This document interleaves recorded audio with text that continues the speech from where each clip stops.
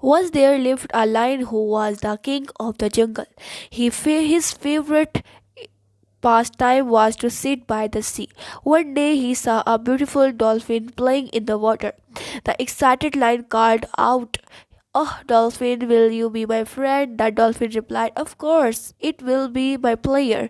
From the day onwards, the two became very good friends. One day, as the lion was sitting by the sea, he was suddenly attacked by a raging wolf. Bull, the lion, was taken attack.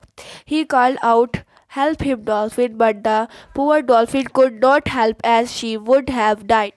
If she came out of water, the lion was eventually defeated by the bull, but he was very angry with the dolphin. The poor dolphin cried and explained everything to him. The lion understood that everyone was helpless in front of nature. He forgave the dolphin. Moral: do not have expectations which cannot be